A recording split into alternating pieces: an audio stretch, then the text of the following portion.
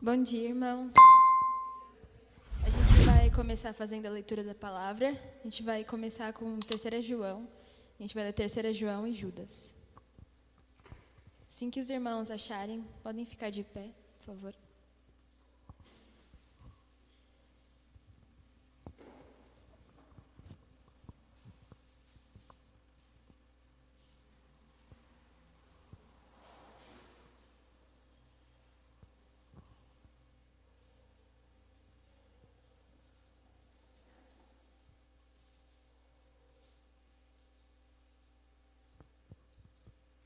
Terceira João. O presbítero ao amado Gaio, a quem amo na verdade. Amado, oro para que você tenha boa saúde e tudo lhe corra bem, assim como vai bem a sua alma. Muito me alegrei ao receber a visita de alguns irmãos que falaram a respeito da sua fidelidade, de como você continua andando na verdade. Não tenho alegria maior do que ouvir que meus filhos estão andando na verdade. Amado, você é fiel no que está fazendo pelos irmãos, apesar de lhes serem desconhecidos. Eles falaram à igreja a respeito deste amor. Você fará bem se os encaminhar em sua viagem de modo agradável a Deus, pois foi por causa do nome que eles saíram sem receber ajuda alguma dos gentios. É, pois, nosso dever receber com hospitalidade irmãos como esses, para que nos tornemos cooperadores em favor da verdade.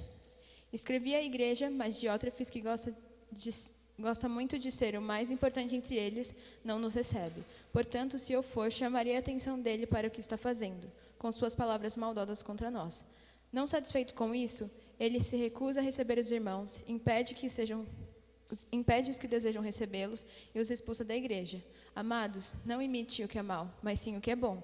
Aquele que faz o bem é de Deus, aquele que faz o mal não viu a Deus. Quanto a Demétrio, todos falam bem dele, e a própria verdade testemunha a seu favor. Nós também testemunhamos, e você sabe que nosso testemunho é verdadeiro.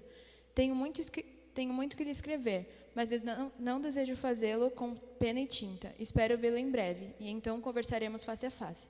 A paz seja com você. Os amigos daqui lhe enviam saudações. Saúde aos amigos daí, um por um. Judas, servo de Jesus Cristo, irmão de Tiago, aos que foram chamados, amados por Deus e guardados por Jesus Cristo. Misericórdia, paz e amor lhe sejam multiplicados.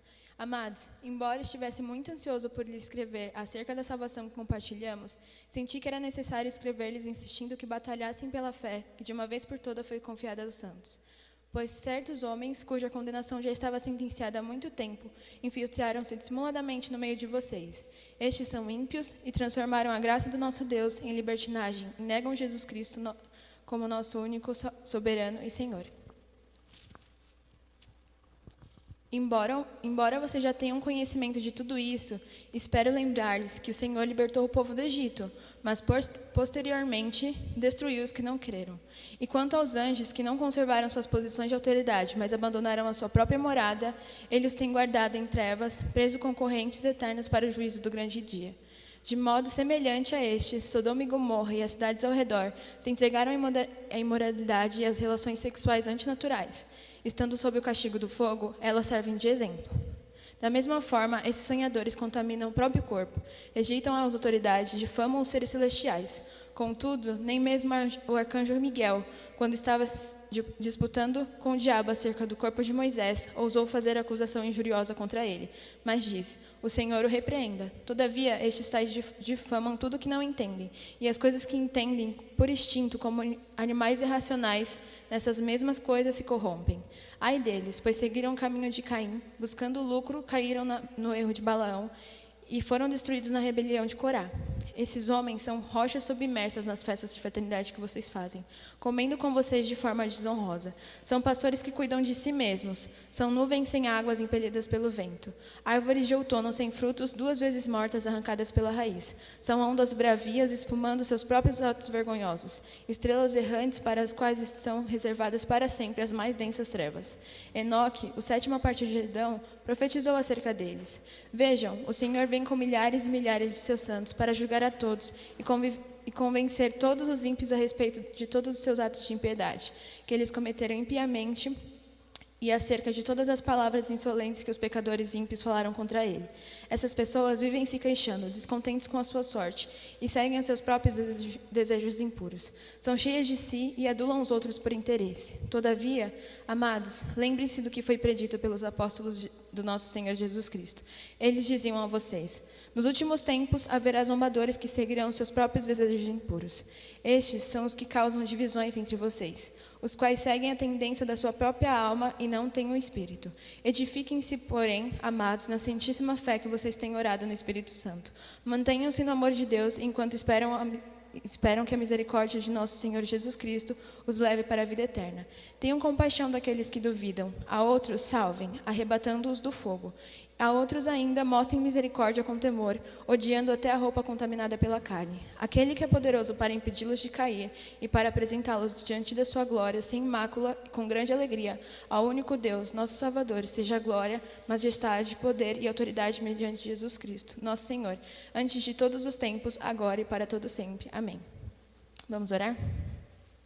Senhor Deus, eu te agradeço pela oportunidade, Pai, de estarmos aqui, podemos adorar ao Senhor em comunidade, como igreja, coisa que muitas pessoas ainda não estão podendo fazer, e nós temos essa oportunidade, Pai, e queremos agradecer por isso. Queremos te pedir, Pai, pelas pessoas que não podem estar aqui, que queriam estar aqui, que o Senhor se mostre presente na vida delas, dê calma ao coração delas, Pai, e se mostre presente não só o Senhor, mas também envie pessoas para que possam conversar com elas e elas não se sintam sozinhas. Que esse culto, Pai, seja de adoração a Ti, de louvor a Ti, e que as pessoas estejam aqui com o coração somente pensando em fazer, em agradar ao Senhor e não a homens, olhando somente para o Senhor e não para as pessoas. É isso que pedimos e agradecemos, em nome de Jesus. Amém. Bom dia. Ainda de pé nós vamos estar cantando Vamos Adorar a Deus. Vamos cantar bem forte e louvar a Deus.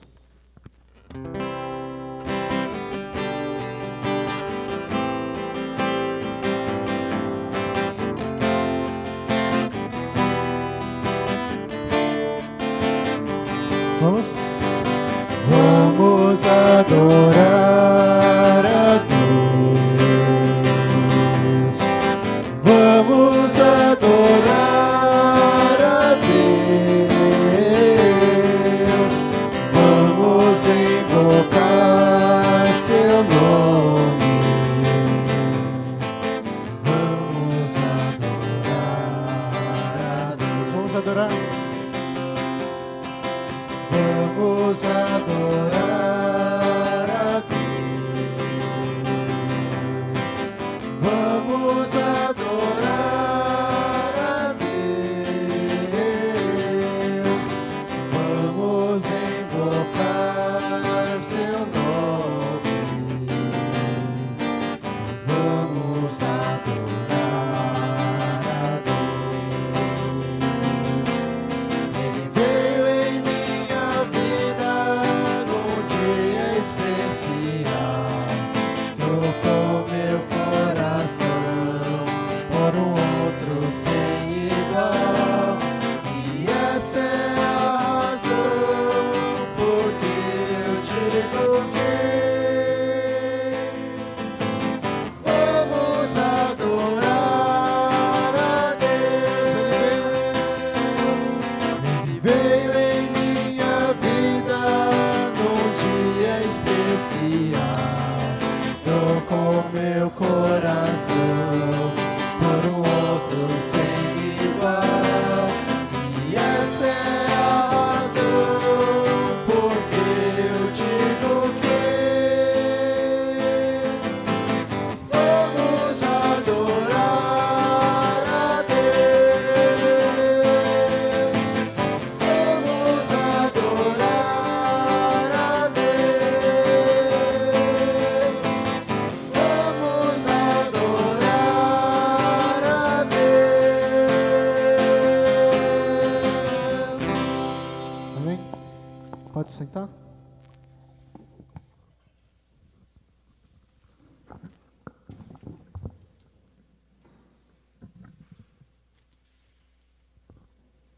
Vamos continuar com a leitura do Catecismo. Estamos na pergunta de número 72. Todos pegaram um boletim?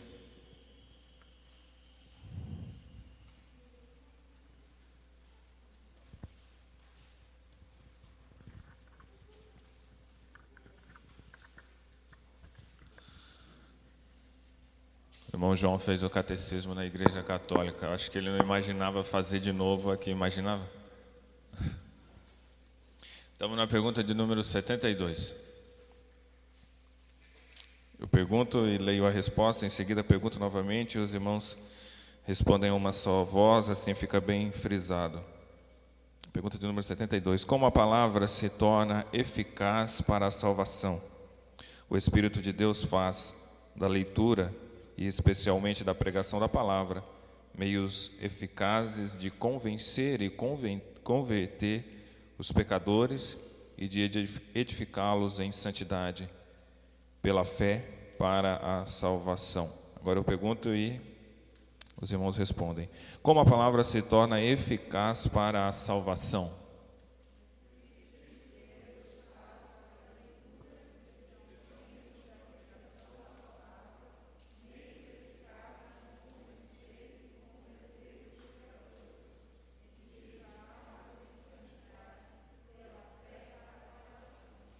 Temos referências aí, Salmo 19, verso 7, também 1 Tessalonicenses 1:6, Romanos 1:16, os irmãos podem conferir depois. Pergunta de número 73, como a palavra deve ser lida e ouvida para que se torne eficaz para a salvação?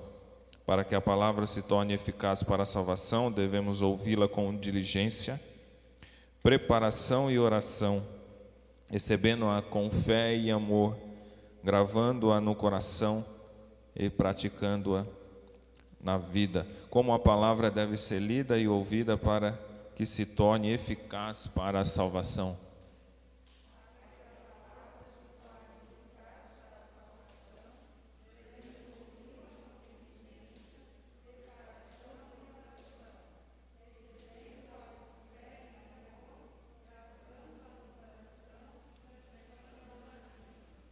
Embaixo aí no boletim temos uma vasta referência, Provérbios 8:34, também 1 de Pedro 1:2, Salmo 119, 18, entre outras. Pergunta infantil, não temos crianças aqui, mas talvez alguma esteja representada aí pela internet. Como podemos reconhecer a fé verdadeira? E a resposta é: a fé verdadeira produz boas obras, geralmente. Pergunta infantil, como podemos reconhecer a fé verdadeira? Ótimo, agora nós vamos para EBD.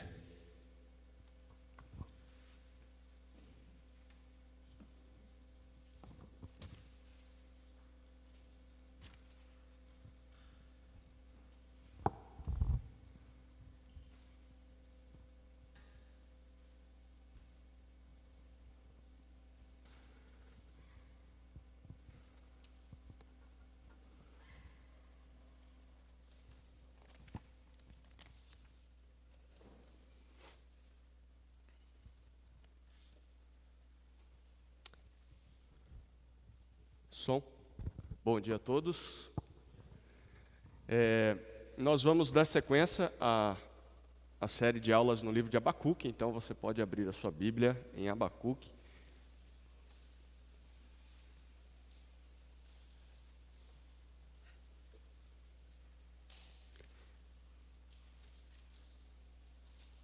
Na semana passada, na última aula, nós enfatizamos os versículos 2 a 5 do capítulo 2, mas hoje nós vamos fazer uma pequena pausa, uma breve pausa na sequência.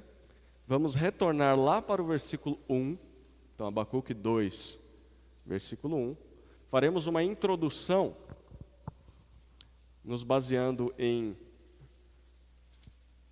um tema muito importante que aparece aí no versículo 1. E aí depois disso nós vamos dar sequência a todo o restante do capítulo 2. Tá bom? Abacuque 2, 1 diz assim, ou melhor, deixa eu explicar o contexto, aí a gente lê o versículo 1. Tá? Nós lembramos que Abacuque começa o seu livro de maneira diferente dos demais profetas. Ele não é um profeta que recebe um comissionamento de Deus. Pelo contrário, ele comissiona Deus para um bate-papo, porque ele está inconformado com o que ele vê na realidade à sua volta. O povo de Deus deixou de ser fiel a Deus faz muito tempo, havia poucos justos dentro do povo.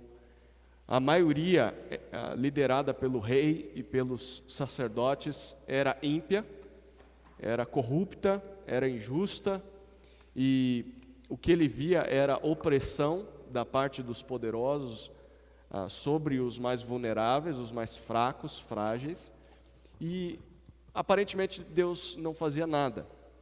E Abacuque, ele se queixa disso e ele diz: Senhor, até quando isso vai acontecer?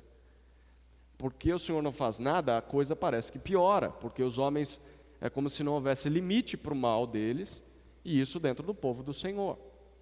E ele clama ao Senhor, se queixa, capítulo 1, versículos 1 a 4. Deus então responde a esse questionamento de Abacuque, nos versículos 5 a 11 do capítulo 1, com uma resposta que a gente hoje seria enquadrada como politicamente incorreta. Deus não poderia responder dessa maneira para muitas pessoas.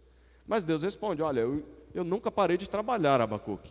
Pode parecer que eu não estou trabalhando, pode parecer que eu não existo mais, porém eu trabalho por trás das cortinas também. Eu trabalho nos grandes e poderosos milagres, mas também trabalho no silêncio. E estou trabalhando, estou levantando uma nação poderosa.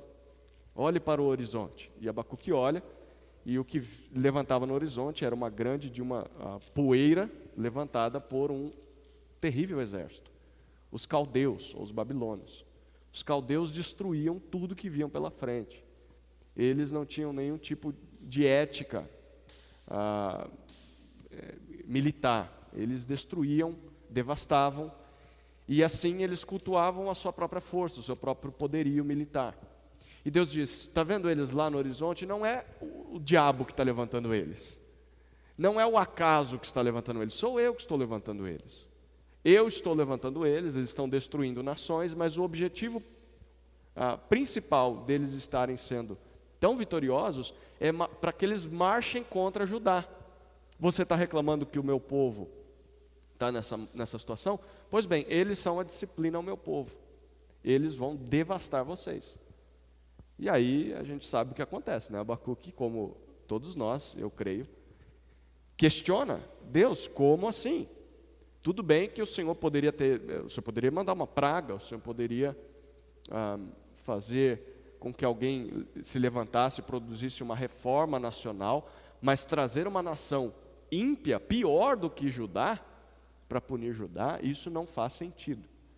E aí nós vimos o questionamento do profeta, capítulo 1, versículo 12, e esse questionamento vai até o final do capítulo 1, em que, em resumo, o que ele está fazendo? Ele está dizendo: Senhor, eu aprendi na escola bíblica dominical e na escola lá na igreja, que o Senhor é um Deus santo, bondoso, justo, e é um Deus que cuida do seu povo. Porém, agora a realidade parece que está em contradição com essas coisas. Porque o que eu vejo é um povo ímpio, e o Senhor está usando o povo ímpio.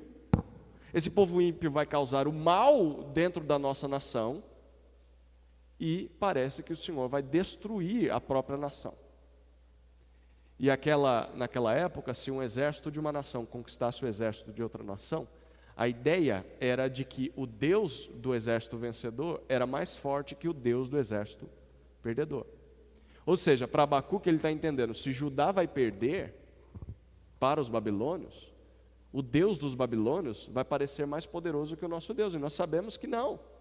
Deus, como que eu vou alinhar essas coisas? Para mim não fazem sentido. E ele questiona a Deus: o Senhor é tudo isso mesmo? Que eu creio até agora? Porque parece que a realidade não conversa com isso. E ele termina, agora sim, capítulo 2, versículo 1, dizendo assim, depois de fazer o seu questionamento, ele diz: eu me colocarei sobre a minha torre de vigia, ficarei sobre a fortaleza e vigiarei, para ver o que ele me dirá e o que terei como resposta à minha queixa. Abacuque diz: eu vou ficar de sentinela.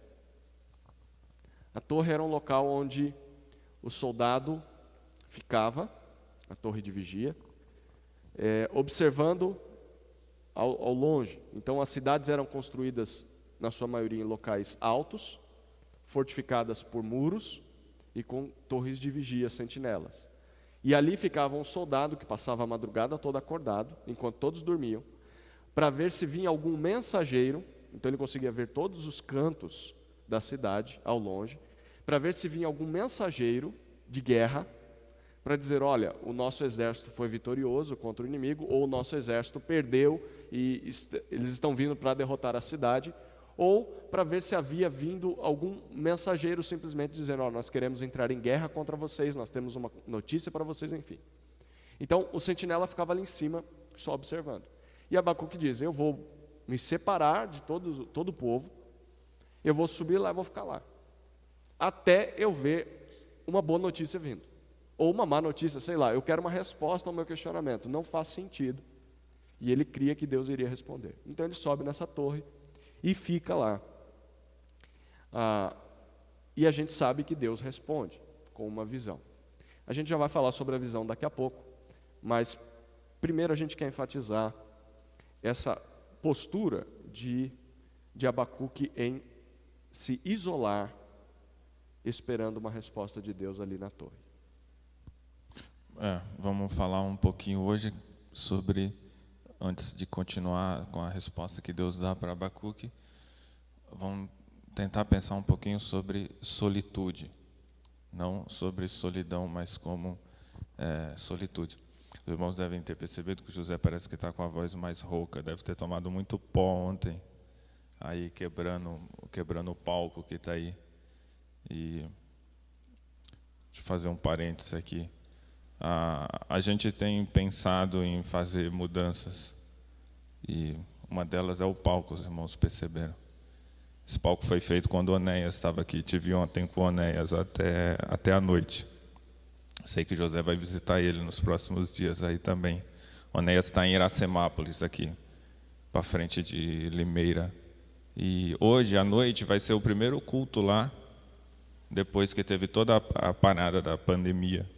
Então hoje à noite, ontem estava ainda, até à noite ainda estava preparando, passando música, preparando o local lá, assim, com as cadeiras espalhadas, como a gente está aqui, para o primeiro culto que ele vai ter lá. Esse palco aí foi feito quando ele estava aí, esse palco grande aí. Nós vamos modificar um pouquinho, vamos fazer um outro aí, um pouquinho mais baixo assim. E a gente tem pensado em fazer mudanças, os irmãos talvez tenham percebido uma sinalização ou outra, mudanças de pensamento, de postura, também físicas. Mudamos para cá, talvez vamos voltar para lá.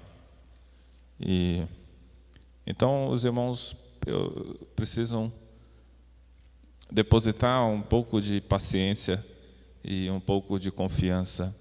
E nós estamos tentando construir um caminho simples e coerente e iluminado e sinalizado pelas Escrituras. Chegamos até aqui, chegamos bem. E agora temos a oportunidade de construir um caminho mais coerente, mais iluminado pelas Escrituras e só pelas Escrituras. E estamos tentando fazer isso. Então, os irmãos tenham um pouco de paciência, não só com os nossos pensamentos, que podem parecer diferentes às vezes. Não são talvez ultrapassados para os nossos dias. E nós estamos tentando voltar. E também com mudanças físicas, como essas que estão aí. Ok? Dito isso, nós vamos pensar um pouquinho sobre solitude. Sim. José me lembrou muito bem. Nós não temos aqui o Ronest, nem temos aqui o Gil. O Ronest, muito provavelmente, por uma questão de trabalho e também por outras demandas que ele tem, projetos mais familiares. E o Gil, porque ele também tem uma carga de estudos enorme que o Zé colocou sobre ele, coitado do Gil. E ele tem que produzir bastante, ele tem feito o curso Prega a Palavra, e ele vai pregar, acho que 2 ou 3 vezes ainda esse ano, ele vai pregar no Prega a Palavra. Ele tem livros para digerir, para resenhar, para apresentar. Então, ele tem uma série de estudos para fazer, e aqui seria ainda um peso ainda mais sobre ele. Então, ele tem se dedicado um pouco mais a essa demanda enorme que está sobre ele, e por isso ele não tem figurado aqui com a gente. Certo? Vamos pensar um pouquinho sobre solitude. Abacuque, quando faz toda essa percepção, toda essa observação do que está acontecendo com o povo dele e com o que está acontecendo à sua volta, ele está sozinho e esse diálogo é entre ele e Deus. Então ele está sós com Deus. E aqui no capítulo 2, verso 1, mais uma vez ele deixa isso muito claro. Vou tomar o meu lugar e vou esperar a resposta de Deus. Vou tomar o meu lugar de sentinela, de vigia, e vou ficar quietinho na minha, em solitude. Então vamos tentar pensar um pouquinho. Em tempos como os nossos dias, a vida adulta, numa cidade, por mais que seja uma cidade do interior, mas Atibaia já é uma cidade muito próxima da capital São Paulo, a vida adulta é muito corrida, muito agitada, temos muitos afazeres, muitas preocupações, muitas expectativas, muitas demandas, não só o adulto, mas também o jovem também, além de ter os afazeres de casa que os pais mandam fazer, tem a questão da escola, tem a questão de expectativa com vestibular, tem a questão da namorada, do namorado, e etc. e tal, as coisas da igreja, as coisas que vão fazer no final de semana. Então, tem uma série de coisas para fazer. E parar um pouco para ficar sozinho, separar um tempo de solitude, parece algo estranho, parece algo impensado, parece algo indesejado. Por que eu vou gastar um tempo para ficar à toa? Eu tenho tanta coisa para fazer.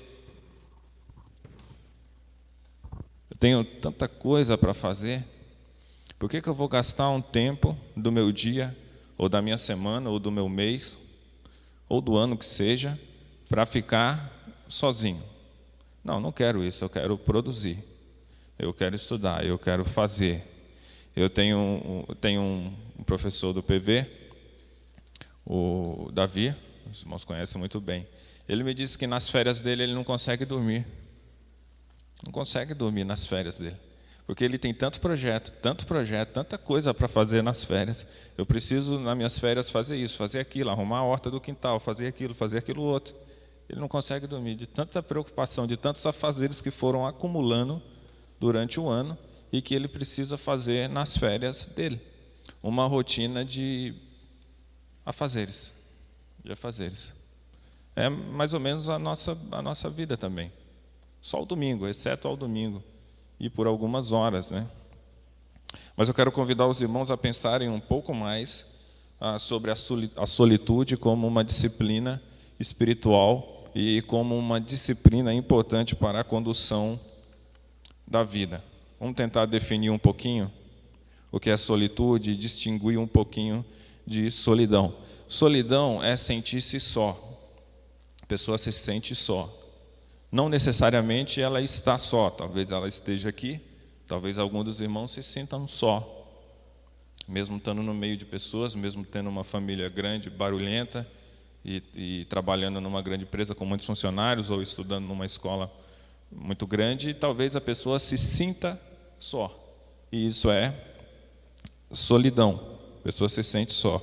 A solidão geralmente vai levar a um medo, a uma perturbação interior. A pessoa se sente só. E o pensamento começa a vagar. E começa a imaginar situações e circunstâncias e tudo mais. E isso leva a uma perturbação interior, a uma não reflexão. A pessoa se sente sozinha e o seu pensamento começa a se agitar e ela começa a se perturbar dentro dela mesma. Então, isso é a solidão e são desdobramentos da solidão. Solitude é um pouco diferente. Solitude é você estar só. Você está só. Você separa um tempo para estar sozinho. Não que você se sinta só, mas você quer estar só, quer ficar um pouco sozinho. Se você está um pouco sozinho, tem pessoas aqui que não tem ideia do que é isso. Às vezes a gente vive num bairro com o vizinho encostado do lado, atrás, na frente, e pessoas o tempo todo fazendo barulho, e cachorro, e criança correndo, etc, etc, etc. Pessoas simplesmente não conseguem encontrar um tempo para ficar só. Não consegue. Quando você fica só, isso leva a um silêncio, não só o silêncio em volta, mas um silêncio interior. E o silêncio possibilita a reflexão. Possibilita a reflexão. E na reflexão você consegue se examinar, você consegue se confrontar. Você consegue confrontar a si mesmo. Sem reflexão, sem silêncio que possibilite a reflexão, sem reflexão, a gente não consegue ficar a sós com nós mesmos. Não consegue. Tem pessoas que não conseguem. Eu tenho um amigo que não consegue. Não consegue ficar sozinho. A gente fez um serviço em São Paulo e a gente tinha que ficar lá em São Paulo. A hora que chegava, ele não trocava de roupa, ele não ia tomar banho, ele já ligava a televisão. Ele queria ouvir alguém falando, ele queria conversar, ouvir conversas, saber o que estava acontecendo, o que não estava acontecendo. Aí ele colocava um canal, aí daqui a pouco ele falava, isso aqui não vira nada, mudava. Mudava de canal, não assistia nada, mas ele queria ouvir pessoas e ver o que estava acontecendo. Ele não considera a possibilidade de estar sozinho, talvez ele tenha medo de ficar sozinho. Talvez ele tenha medo de ficar com ele mesmo, de fazer uma reflexão, talvez simplesmente não consiga. Não consiga, tenha medo. Talvez tenha medo da própria alma e não perceba. Então, a solidão é sentir-se só, mesmo tendo pessoas à volta. Solitude é estar só, e estar só por uma disciplina espiritual. Eu quero ficar só comigo mesmo, em silêncio, e refletir sobre a minha vida e sobre o meu caminho, sobre decisões que eu preciso tomar, ou sobre decisões que eu já tomei e agora estou encarando os desdobramentos dela. Estão comigo? Ou está confuso? Ok? Então, nesses momentos de autoconfrontação, que só são possíveis de serem feitos com profundidade em momentos de solitude, nós examinamos os nossos caminhos. Nós consideramos os nossos caminhos. Eu tenho gastado tanto tempo com o trabalho e tenho gastado pouco tempo com minha família. Por que eu tenho feito isso? É nesses momentos que a gente considera. Por que eu me preocupo tanto com meus filhos e a ponto de sacrificar outras coisas? Então, são nesses momentos que a gente considera o caminho que tem tomado. O caminho que tem tomado. Por que eu valorizo tanto o trabalho? Ou por que eu não valorizo tanto assim o trabalho, as questões da igreja, por exemplo? Então, são nesses momentos que nós consideramos se é hora de mudar de caminho. Ou não, eu estou no caminho certo mesmo. E é isso mesmo. São nesses momentos de autoconfrontação que nós nos examinamos. A solitude também é importante para a prática de outras disciplinas espirituais, como a oração, por exemplo. Você reserva-se só e você vai praticar nesse momento uma outra disciplina espiritual, que é a oração. Uma oração mais sincera do que fazemos aqui. Não que a daqui não seja sincera, mas é também pública. E por ser pública é também um pouco pro forma. Em casa ou em qualquer outro lugar, sozinho, nós temos mais segurança para sermos sinceros diante de Deus e falarmos o que está no coração de verdade. Então, a oração é uma disciplina espiritual que pode ser muito melhor praticada em um momento de solitude. O jejum, por exemplo, Jesus Cristo se retirou para sofrer, em particular no deserto, e lá ele ficou em jejum. E aí as pessoas não precisam ver assim a nossa aparência pálida porque estamos sem comer, ou a nossa falta de ânimo. Então, sozinho dá para praticar um pouco o jejum. Eu sei que falar em jejum para algumas pessoas é impensado, né? Alguma pessoa pode pensar assim, me dá um soco no estômago, mas não fala de um dia de jejum para mim. mas é a nossa cultura. A reflexão também. Vamos ver um pouquinho sobre isso. Vamos ver Salmo 42. Quem quer ler para a gente Salmo 42, verso 5?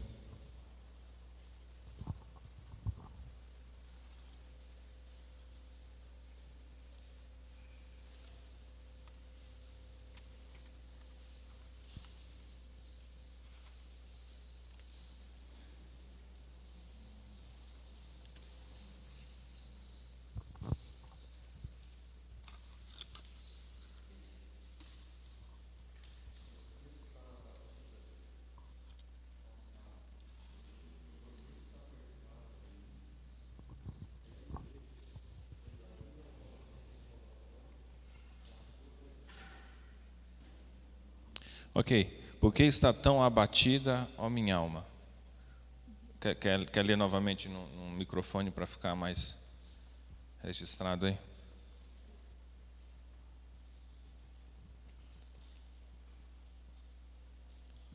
Acho que o irmão João que leu.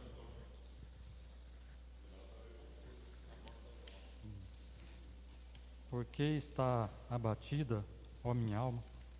E por que está perturbada em mim? Espere em Deus, pois ainda o louvarei na salvação, na sua presença. Joia, obrigado. Então o salmista, ele percebe que ele está abatido, que ele está triste. E ele conversa com ele mesmo. Ele se pergunta, por que eu estou triste? Por que eu estou abatido? Por que minha alma está assim perturbada? A reflexão. O salmista separa um tempo para ficar só, para refletir com ele mesmo o que ele está passando. E ele pergunta para ele mesmo, por que eu estou triste? Essa é uma pergunta muito interessante. Muitas vezes nós ficamos tristes e abatidos. E nós sabemos que o crente tem que ter bom ânimo, que o crente tem que ser grato em tudo, dar graças. E que ele tem que entregar tudo a Deus e descansar em Deus numa paz que excede ao entendimento. Nós sabemos de tudo isso. Mas sabemos também, e é bem verdade, que o pecado nos afeta. E que muitas vezes ficamos abatidos, tristes, desanimados. E não nos perguntamos por quê. Por que eu estou triste? Por que eu estou desanimado? Por quê? Por quê? Por quê?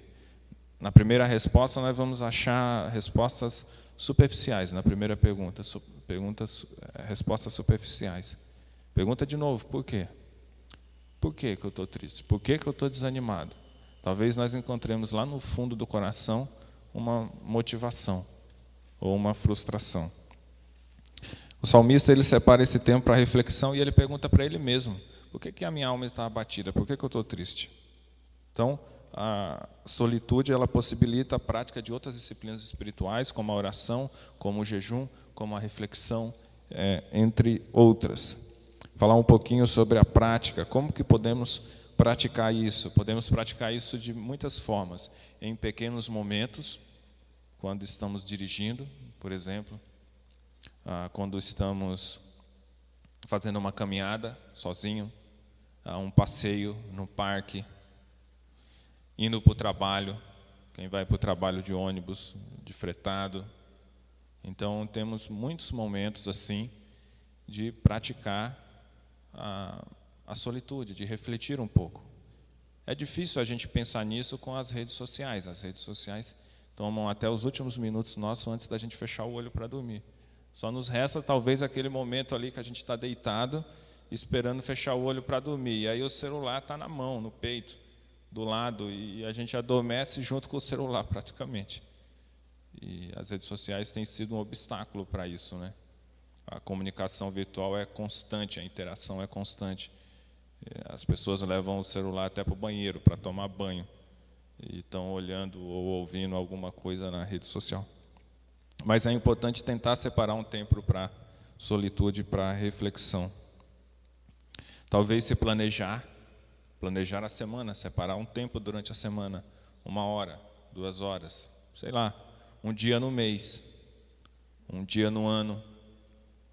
Eu conheço 2 pastores que eles se retiram anualmente e ficam uma semana. A igreja só tem 2 pastores. e eles se retiram durante o ano e eles ficam uma semana. Não conseguem mais tempo que isso. Eles ficam uma semana isolados em algum lugar, onde não tenha contato com internet, com nada do tipo. E lá eles vão considerar como é que foi o ano da igreja e como eles vão caminhar daqui para frente. Eles separam junto uma semana no ano de solitude, para reflexão, para ponderar como foi o ano e como vai ser daqui para frente. Definir uma regularidade. Precisamos separar algum tempo e definir uma regularidade para fazer isso. Abacuque separou esse tempo. Abacuque separou esse tempo e por isso ele chegou em toda essa conclusão. Quando Deus responde para ele, ele percebe que ele precisa dedicar mais tempo. Mais tempo. Eu preciso ficar mais quieto, mais na minha. Vou tomar o meu lugar e vou aguardar que Deus me responda. Que Deus responda a minha queixa. Ou que simplesmente Deus traga os babilônios.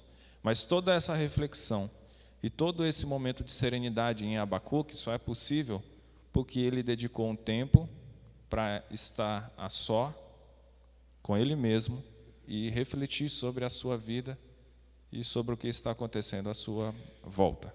Solitude, falei um pouquinho sobre solitude, poderíamos falar um pouco mais, mas temos que andar com Abacuque, que a Sapucaí é grande. Quem tem alguma pergunta? Alguém sobre isso? Alguma observação?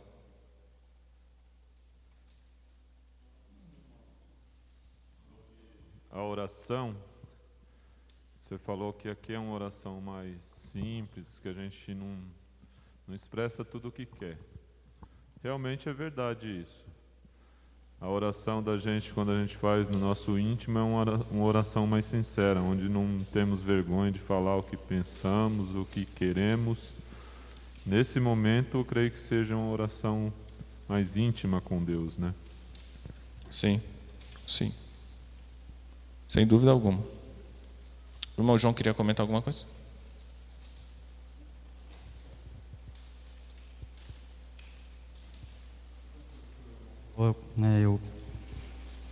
É bem uma coisa que é cotidiana, que já aconteceu até na minha vida, no meu trabalho.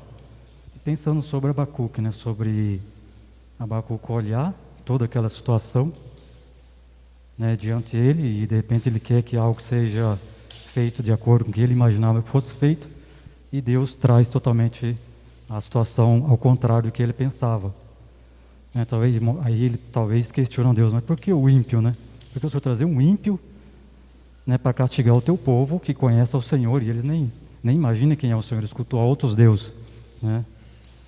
E aí, como o irmão acabou de falar, Deus mostra para ele e para o povo dele, né, que Deus sempre esteve e está no controle de tudo, né, e que Abacuque deveria pensar diferente, né? Que eu lembro no meu trabalho, um irmão depois aconteceu comigo também, mas um irmão que foi confrontar outro irmão, né, e ele pegou e falou: mas quem é você para me confrontar num pecado que ele estava, sendo uma pessoa que já está há 30 anos na igreja, você acha que você pode falar assim comigo? Né? E aí depois de um tempo, Deus colocou essa pessoa para trabalhar no meio de um ímpio, né? E esse ímpio começou a falar coisas para ele, né, e referente àquilo que tinha acontecido na repressão que ele teve com o irmão lá na frente, né? E ele começou a refletir, falou: puxa vida, né, olha o que Deus está fazendo comigo, é verdade. Aí ele pegou, depois com o tempo, foi lá, pediu perdão por irmão, porque ele reconheceu que ele estava realmente em pecado, né, e que ele não deveria humilhar o irmão daquela forma, de forma nenhuma, né? E ele reconheceu que Deus estava agindo através de um ímpio, né, para mostrar para o coração dele quem realmente ele era, né, e que ele deveria ser humilde e reconhecer o pecado dele e ouvir o irmão, porque Deus tinha falado através do irmão. Como ele não ouviu, aí Deus trouxe o ímpio. Então eu vejo assim mais ou menos a posição de Abacuque, né, que Deus mostra, né, eu estou no controle, né, eu estou no controle. Você não pensa, os meus pensamentos não são igual ao seu, o meu caminho não é igual ao seu, eu penso diferente, eu vejo além, né? Então olha lá para o horizonte, o que você vê, né? E ele vê todo aquele povo ímpio, né, vindo contra o povo de Deus. Exato. E às vezes esse momento de reflexão para perceber esse tipo de coisa, no caso desse irmão que o senhor falou, foi uma reflexão forçada. Veio o ímpio ter que mostrar, foi preciso o ímpio mostrar para ele o caminho mau dele. Então é uma reflexão forçada. E é forçada porque nós não temos esse costume de parar para a reflexão, parar para a solitude. E nós vemos isso sendo ecoado nas Escrituras. Paulo manda a igreja se examinar antes de participar da ceia, parar e refletir, considerar. Por que ele precisa colocar lá textualmente que precisa se examinar? Porque as pessoas não tinham a prática de reflexão, de estar só e considerar a vida. E aí nós vamos criando um mecanismo para tentar nos forçar a fazer isso. Temos um prelúdio, temos um pós-lúdio, temos um momento de reflexão pós a pregação, e numa tentativa de promover um momento de reflexão, de autoexame, de autoconfrontação. Se tivéssemos uma prática de solitude regular, então talvez isso fosse muito mais natural. Talvez percebêssemos os nossos erros por nós mesmos, ou o Espírito Santo nos mostraria em momentos assim. Mais alguém quer comentar alguma coisa sobre isso, sobre solitude? Ok. Eu só queria fazer um acréscimo.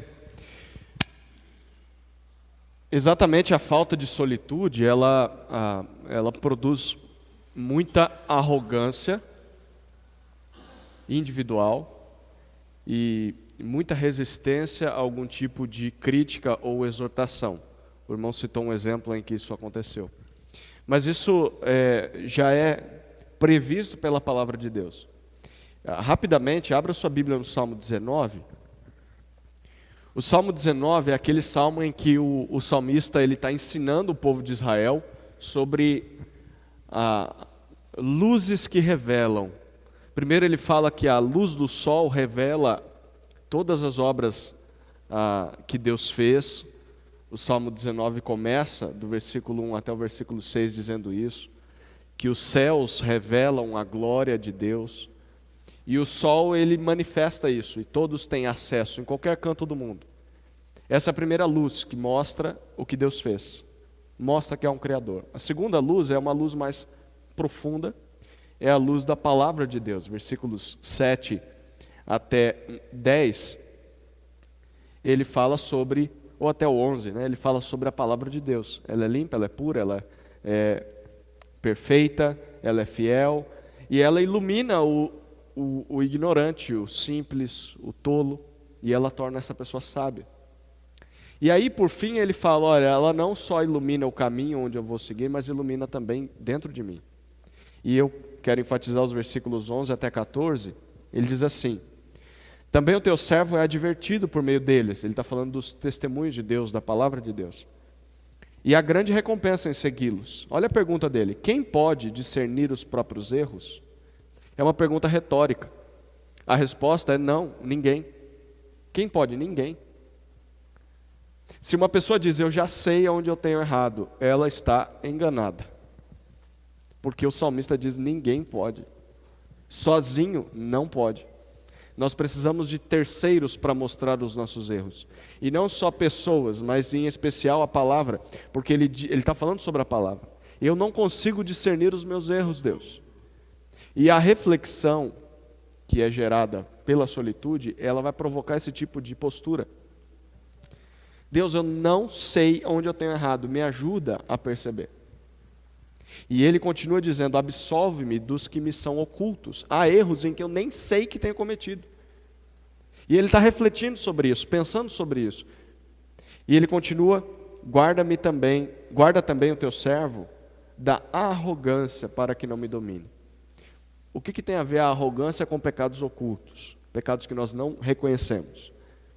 Quando nós não reconhecemos pecados, e às vezes a nossa análise é só superficial, de fato, eu às vezes sou irado. De fato, às vezes eu sou egoísta. Às vezes eu perco a paciência. Tá. Mas se não tem uma análise profunda, isso normalmente gera arrogância. Eu sou ruim, mas não sou tão ruim quanto você, ou quanto fulano. E a arrogância leva à maledicência. Você viu como ele é, você viu como ela é, e ao denegrir pessoas, ao humilhar pessoas em conversas quando as pessoas não estão presentes, o que está por trás da fofoca? O que está por trás da maledicência? Está um sentimento de que nós somos melhores que aquela pessoa. Olha, ele e ela faz aquilo, mas eu não. A gente não diz isso, mas implicitamente está dizendo, nisso eu sou melhor que ele. A arrogância. Porque o salmista está dizendo, eu que sou o salmista, não conheço todos os meus pecados. Eu que estou sendo inspirado pelo Espírito ao registrar essas palavras, não reconheço pecados, eu preciso que o Senhor me mostre. E você tem a pretensão de achar que você sabe tudo, que você é bom, que você é melhor que os outros. A falta de solitude leva à arrogância.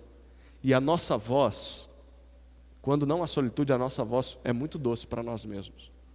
Nós acabamos gostando de ouvir apenas aquilo que a gente diz. Esse é um resultado, por exemplo, da falta de leitura. Quando nós não lemos a palavra de Deus, não lemos outros livros, nós temos prazer em ouvir só o que pensamos. Então, quem está certo? Eu. Por quê? Porque eu penso assim. Mas você nunca pensou por que o outro pensa diferente? Não, ele está errado, eu sou melhor que ele. A leitura nos expõe a novos conteúdos, a opiniões diferentes, e talvez ao sermos expostos nessas opiniões diferentes, nós percebamos, puxa vida, eu estava errado o tempo todo. E eu me acostumei tanto a ouvir minha própria voz, que eu achei que eu estava certo. A solitude ajuda a evitar esse tipo de postura. E o salmista termina o salmo dizendo, então, depois de Deus me guardar da arrogância, serei íntegro e ficarei limpo de grande transgressão. A arrogância é uma grande transgressão. E ele encerra, as palavras da minha boca e a meditação do meu coração sejam agradáveis na tua presença, Senhor, minha rocha e meu Redentor. Nós só teremos palavras agradáveis ao Senhor se nós nos livrarmos da arrogância. E nós só nos livraremos da arrogância se nós tivermos tempo para deixar Deus mostrar os nossos pecados. E nós só teremos tempo para isso se nós tivermos um tempo para refletir. Ontem a gente fez uma brincadeira, né? Depois do almoço, lembra, Nael? A gente almoçou, sentamos ali, foi um dia cheio de trabalho, bem puxado. A gente olhou um para o outro e aí eu falei uma piada que um pastor, amigo meu, sempre diz. Ele falou, eu não posso parar, porque se parar eu sento, se eu sentar eu penso, e se pensar eu choro. Então eu não paro.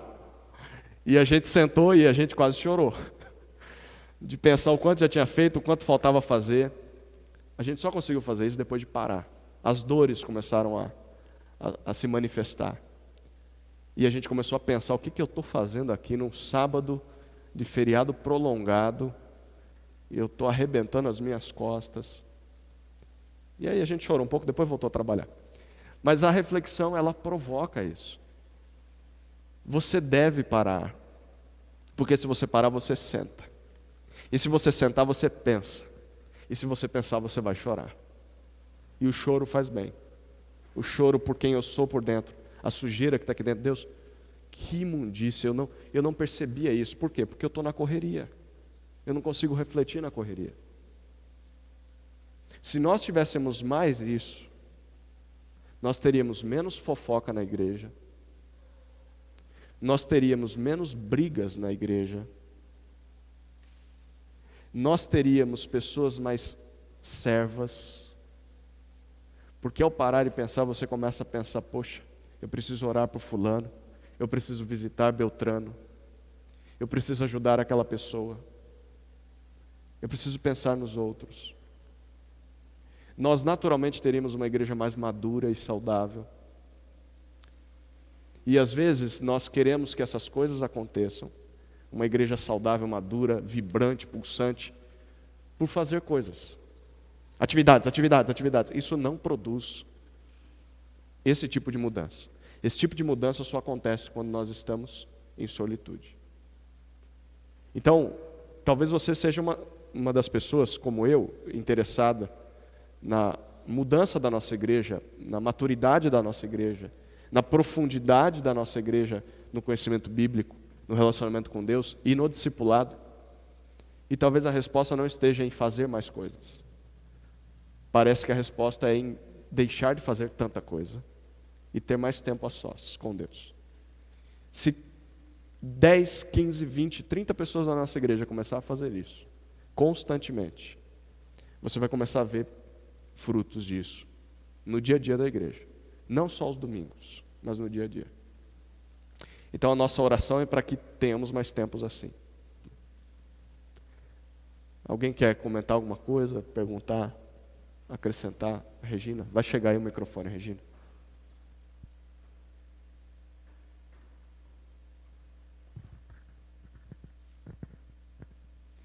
É interessante isso da solitude, é que assim, falo por mim, que a gente fica tão preocupado em fazer tantas coisas, que às vezes até eu penso, né, vou tirar um tempo para mim, vou ler a palavra, vou ler um livro, mas aí eu me sinto culpada, sabe? Ai, mas não vou estar com meus filhos, não vou estar com meu marido, porque a gente já está tão acostumado assim a ficar nessa correria e não separar um tempo, né, para estar com o Senhor, para estar refletindo. Então é bem interessante essa palavra que vocês deram hoje.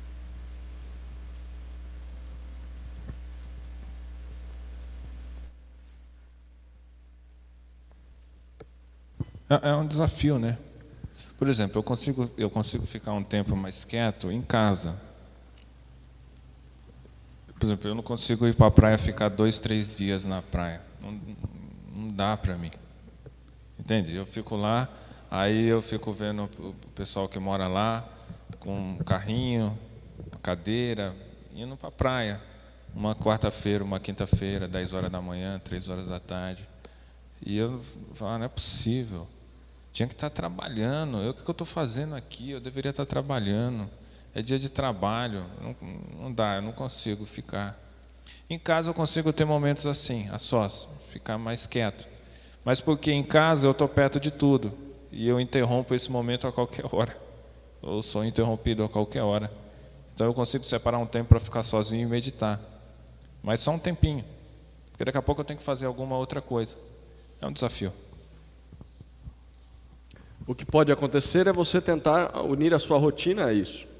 Então, para aqueles que gostam talvez de praticar um exercício físico individual, talvez uma corrida, uma caminhada, eu gosto muito de ter esse tempo em corridas, né? Então, sair eu sozinho e por 1 hora pensando, refletindo. Muitas ideias surgem nesse tipo de tempo. Muitas ideias para pregação, muitas ideias para a minha vida. Poxa, eu preciso fazer isso. Acho que a Tamires já acostumou, né? Eu chego numa corrida e falo, amor, precisamos fazer isso aqui. Por quê? Porque eu tive esse tempo de reflexão durante a corrida, né? Então, você tem que se virar, você tem que descobrir na sua rotina o que vai se encaixar melhor. Talvez para você seja ir para a praia, né? Em oposição ao Gideon. Mas você tem que desenvolver o seu método. O que não pode acontecer é deixarmos de ter esse tempo, né? Sara quer.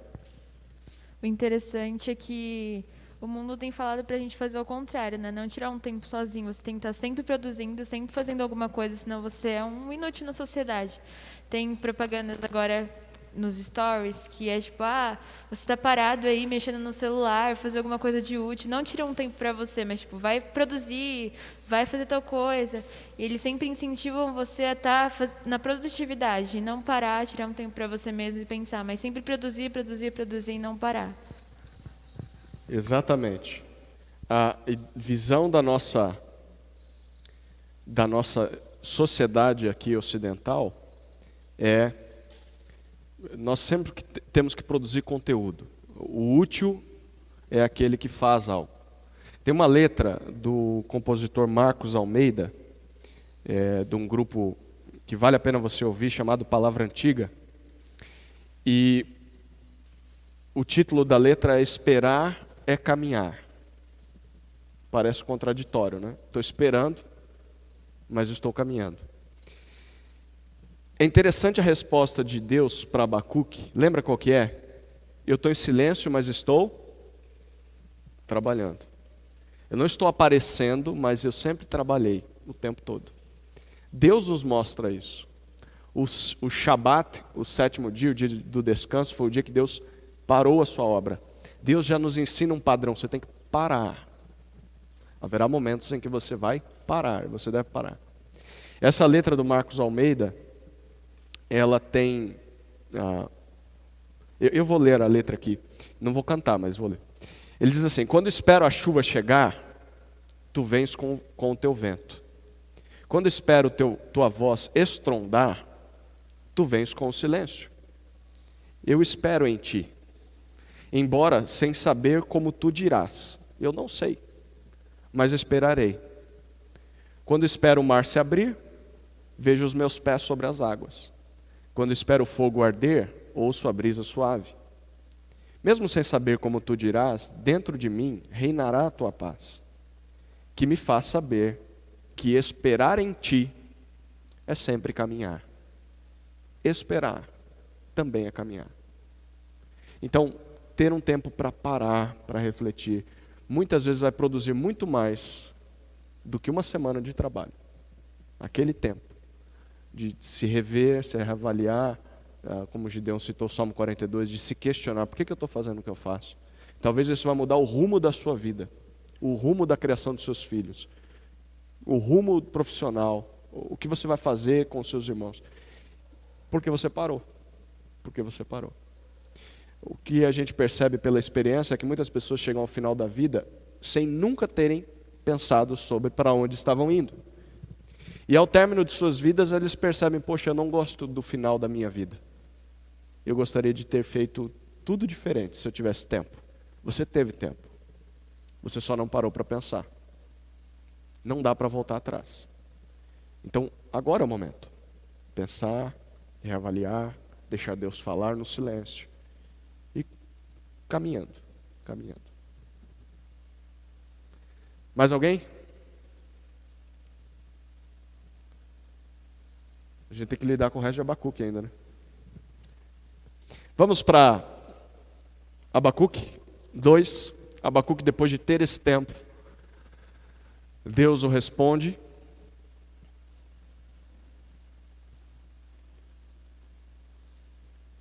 Nos versículos 2 a 5 foi o tema da nossa aula de semana passada. Foi a primeira parte da resposta de Deus. 3 perguntinhas aí para a gente lembrar o que falou na semana passada. Quem estava aqui na aula semana passada? Então me ajudem aí, rapidinho. Vai chegar o microfone.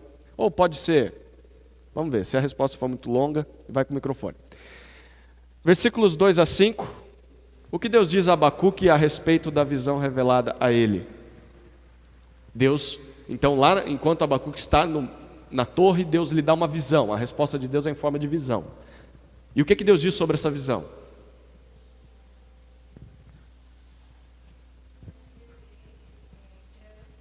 Quem passa correndo consiga enxergar. Escrever de forma num local grande para que quem passa correndo consiga enxergar, certo? Tem algo mais sobre essa revelação? Além de escrever, o que Deus diz sobre o tempo daquela visão?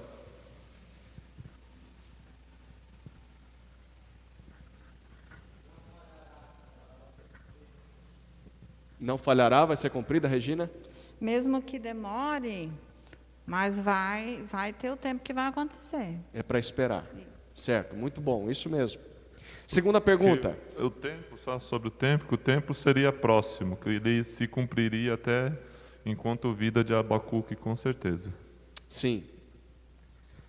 Segunda pergunta. Como Deus vê o arrogante ou o soberbo? É uma tradução similar aí. A gente viu isso, principalmente a partir do versículo 4. Como Deus vê o arrogante ou o soberbo? O arrogante como? Um vinho enganoso. Um vinho enganoso. E o que o vinho faz, Ariel? Calma aí. Qual é o engano Leva do um vinho? engano. Qual é o engano dele? Morte. Sim. Qual que é o processo que o vinho produz na vida da pessoa? A pessoa bebe o vinho e fica feliz, alegre. Aparentemente esquece dos problemas, ganha coragem, mas amanhã vem o boleto, né? Vem a conta para pagar. Vem a dor de cabeça, a ressaca, o estrago e os problemas não foram resolvidos. E ele diz, da mesma maneira, assim é o arrogante. Ele hoje está por cima da carne seca, né? Hoje ele dá risada, mas amanhã vem a conta. E é enganoso, é enganoso. Como as riquezas, né? Tinha uma versão que dizia que é como o dinheiro. Terceira pergunta, o que torna alguém justo? Ele faz viver diante de Deus. A fé. A fé no quê? O justo viverá pela sua fé. Fé no quê? Certo? Fé no que Deus diz, mesmo quando as circunstâncias são contrárias, e mesmo quando Deus diz, aquilo que Deus diz não é aquilo que a gente gostaria de ouvir. Mas é dizer, tá bom Deus, é assim, eu tenho que aceitar, eu tenho que confiar nisso, mesmo que seja politicamente incorreto. E no livro Abacuque fala, né, que Deus fala a Abacuque, né, o meu justo viverá pela fé. Né? Falando a fé em Deus acima de todas as coisas, mesmo diante de tudo que iria acontecer a Israel, que aconteceu. Né? Isso mesmo. Quer acrescentar, Judão?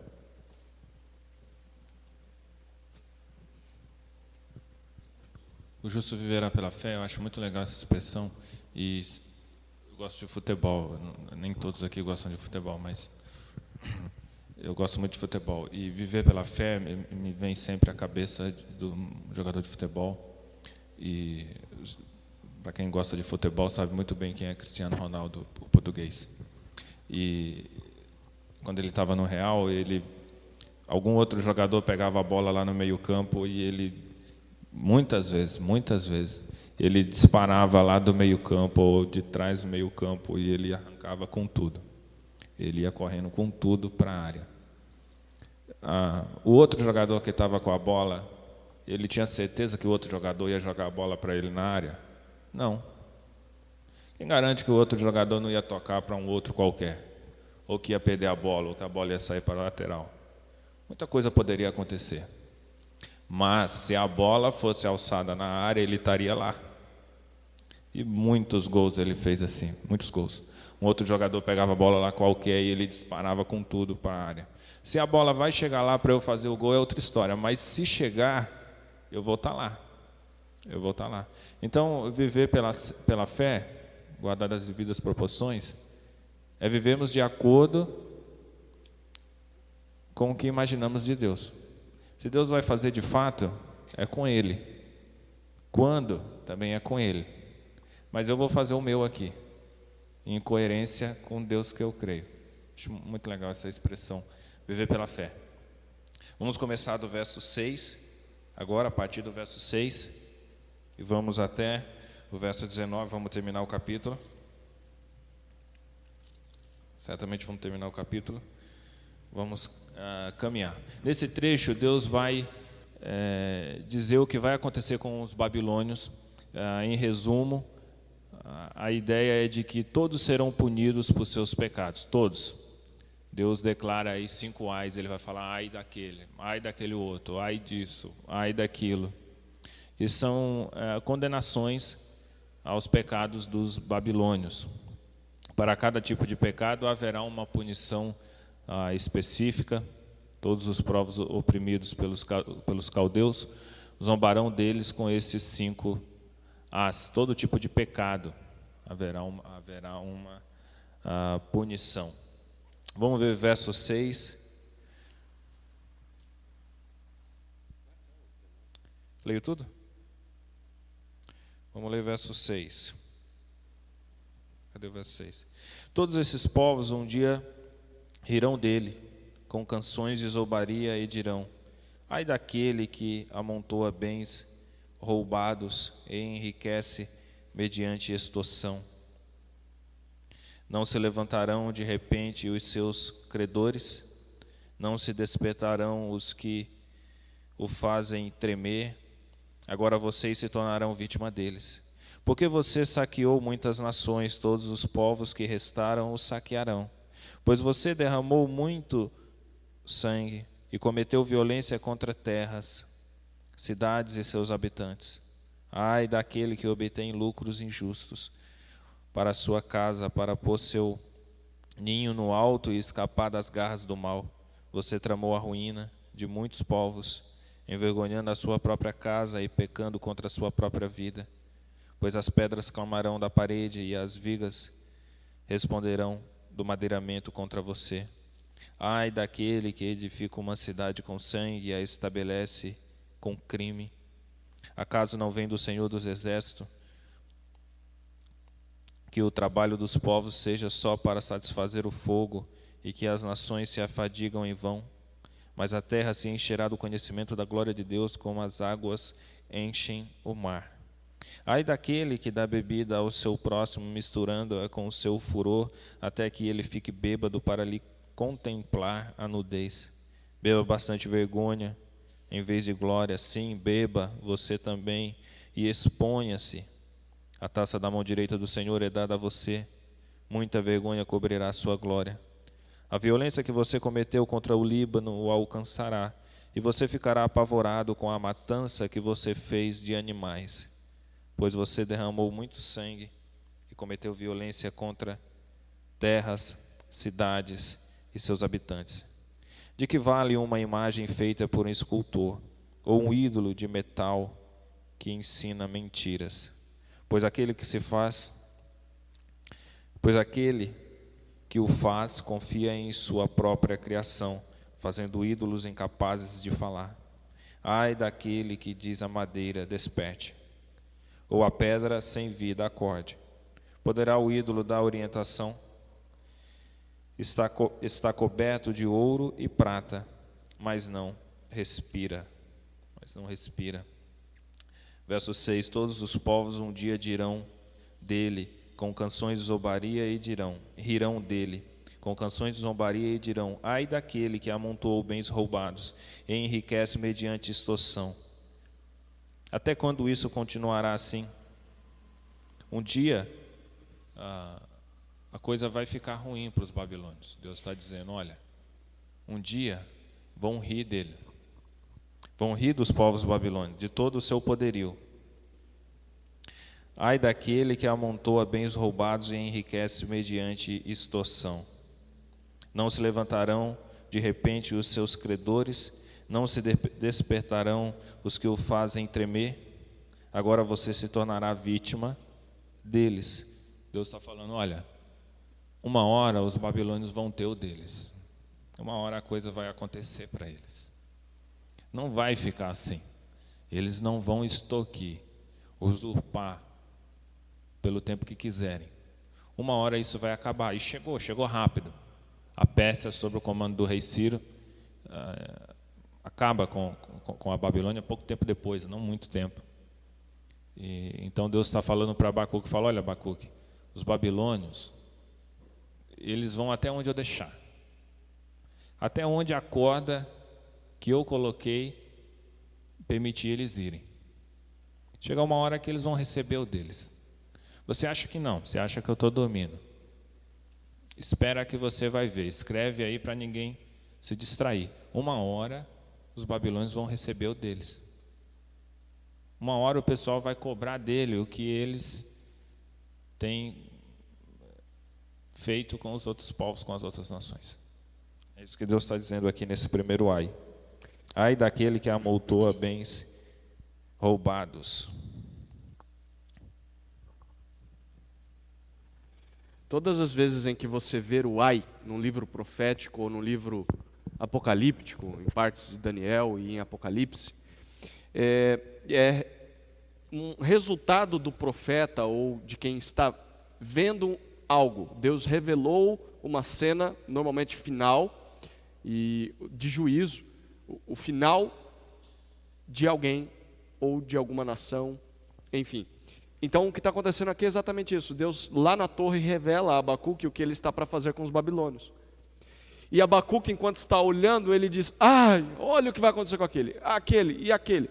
Então ele propõe aqui 5 ais. São 5 castigos que Deus vai trazer para os babilônios, e ele especifica os pecados. O primeiro, o Gideon citou, versículos 6 a 8, é para os ladrões, né? Aqueles que enriqueciam por métodos ilícitos. Do mesmo jeito que eles roubavam os povos, eles seriam roubados. E isso por causa da violência deles. O segundo ai versículos 9 a 11. Ele cita os gananciosos. Os babilônios eram gananciosos, que faziam de tudo para ficarem ricos. Deus diz, olha, vocês vão ser castigados pela própria ganância de vocês. É interessante, o versículo 11 diz que a pedra irá clamar da parede. A ideia é de que a própria pedra vai voltar e cobrar tudo que você fez. Os próprios bens serão a sua ruína. Aí temos o terceiro ai. Sobre essa do lucro desonesto, os irmãos, não sei se os irmãos acompanharam o noticiário, eu falei disso um outro dia. No Rio de Janeiro teve um pastor preso por lucro desonesto, desviando dinheiro da área da saúde no momento de pandemia. Tem uma pastora que não está presa, acho que por conta do foro privilegiado, também envolvida, parece que na morte do marido, também por questão financeira. Tem também um padre, não sei onde que é o padre, mas também envolvido com escândalos de corrupção, está aí na televisão. Não tem jeito, uma hora a casa cai, uma hora o pano cai, e aí essa coisa vem à tona, mais cedo ou mais tarde. Alguns, o pano cai aqui, como está caindo para esses. Uma hora outros se acertam com Deus aí, em algum momento na eternidade. Mas não tem jeito, não tem jeito, Deus contempla. E Ele traz juízo mais cedo ou mais tarde. Verso 12, ai daquele que edifica uma cidade com sangue e estabelece com crime. Acaso não vem do Senhor dos Exércitos que o trabalho dos povos seja só para satisfazer o fogo e que as nações se afadigam em vão? Mas a terra se encherá do conhecimento da glória do Senhor, como as águas enchem o mar. Os babilônios eles estão edificando uma cidade com sangue, estabelecendo um poderio, um império, por meio do sangue, por meio do crime. Mas Deus está falando, olha, eles trabalham em vão, porque eu meto fogo em tudo a hora que eu quiser, então eles acham que vão construir um império, como o pessoal lá na Babel queria fazer uma torre até chegar ao céu e ser conhecido. Mas eles trabalham em vão. Quem vai ser conhecido de fato, e por todos, vai ser Deus. Ele fala, olha, a terra se encherá da minha glória, como as águas enchem o mar. Eu vou fazer a minha vontade, e eu serei conhecido, e também temido, por todos, por todos. Um dia eu vou me levantar e vou promover justiça, e nesse dia a terra se encherá da minha glória. Seja por pouco tempo, seja por muito tempo depois no milênio, mas a terra se encherá da minha glória. Não uma glória passageira, não uma glória limitada e superficial como os babilônios estão querendo promover, como os homens estão sempre querendo promover, sempre querendo promover, construindo megas igrejas, construindo megas empresas, etc. E por aí vai, conquistando cidade, amontoando dinheiro, exercendo autoridade e opressão sobre pessoas, colocando jugo pesado sobre pessoas, querendo se tornar conhecido, famoso. Deus fala, olha, o que a terra vai se encher de verdade vai ser da minha glória. Em algum momento eu vou promover a minha glória sobre a terra.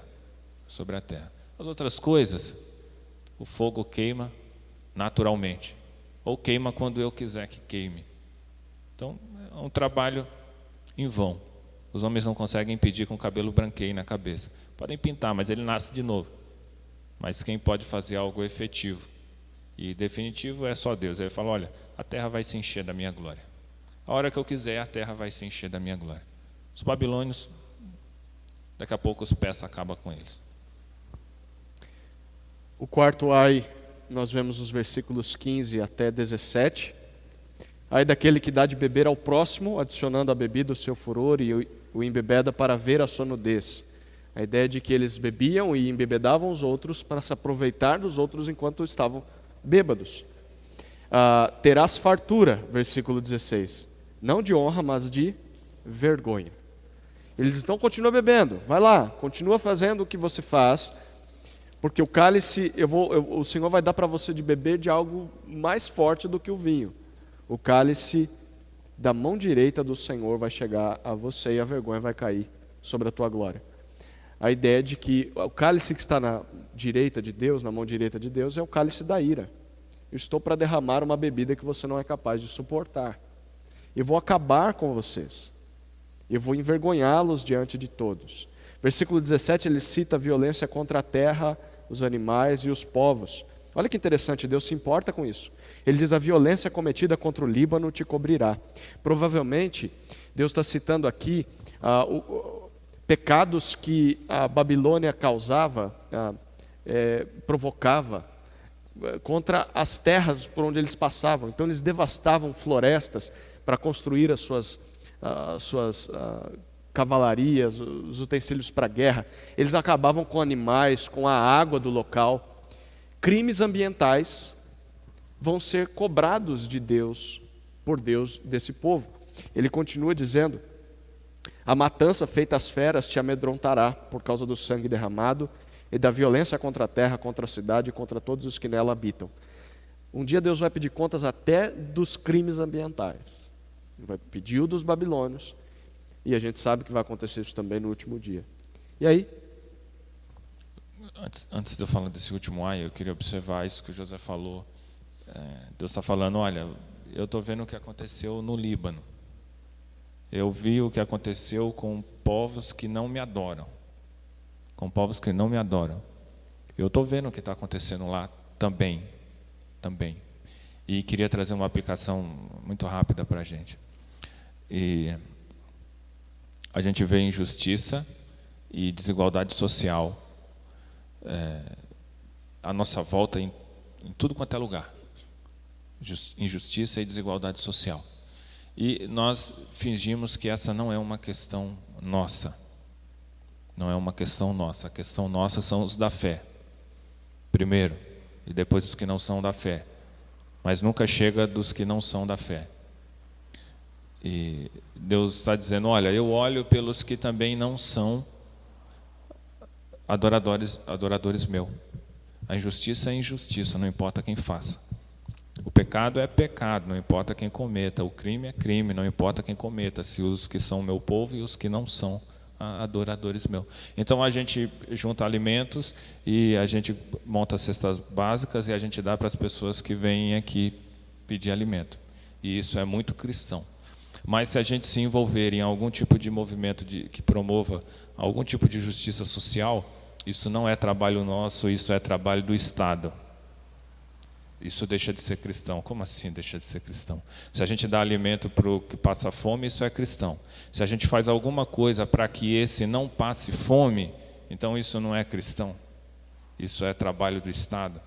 Não, Deus está vendo o órfão, Deus está vendo o necessitado, a viúva, o oprimido, os que são adoradores dele e também os que não são adoradores dele também. Deus está dizendo aqui para Abacuque, olha, eu estou vendo o que está acontecendo no Líbano. Eu vi o que aconteceu no Líbano. Verso 18. De que vale uma imagem feita por um escultor ou um ídolo de metal que ensina mentiras? Pois aquele que o faz confia em sua própria criação, fazendo ídolos incapazes de falar. Ai daquele que diz a madeira desperte, ou a pedra sem vida acorde. Poderá o ídolo dar orientação? Está coberto de ouro e prata, mas não respira. Deus está falando, olha, eles estão colocando a confiança deles em ídolos, e estão promovendo o seu próprio Deus. No exército, nas riquezas que eles têm tomado dos povos, no poderio que eles têm construído. E eles estão pondo a confiança deles e a esperança deles nesse tipo de coisa. Mas esse tipo de coisa a gente sabe muito bem, não pode trazer segurança, paz, nem glória. Porque é uma glória passageira e logo surge uma outra ainda maior. Ai deles que estão construindo ídolos e depositando a sua confiança, a sua esperança nos ídolos que eles criam. Mais ou menos o que a gente faz hoje em grande escala. Em resumo, o que nós vemos nesse trecho, do 6 até o 19, é Deus dizendo que mais cedo ou mais tarde vai punir todo pecado, todo tipo de pecado. E até aqueles mais escondidos, que nem nós sabemos que foram cometidos. Nós vemos, por exemplo, hoje a guerra na Síria, que deixa centenas de milhares de crianças órfãs. Nós vemos calamidades, quando aparecem, da Coreia do Norte, mas sabemos muito pouco. Nós não podemos estar lá, mas Deus está vendo tudo o que acontece, e haverá um dia em que todos os pecados serão punidos. Tanto o aqui perto, quanto o lá longe, tanto o que vemos, quanto os que não vemos.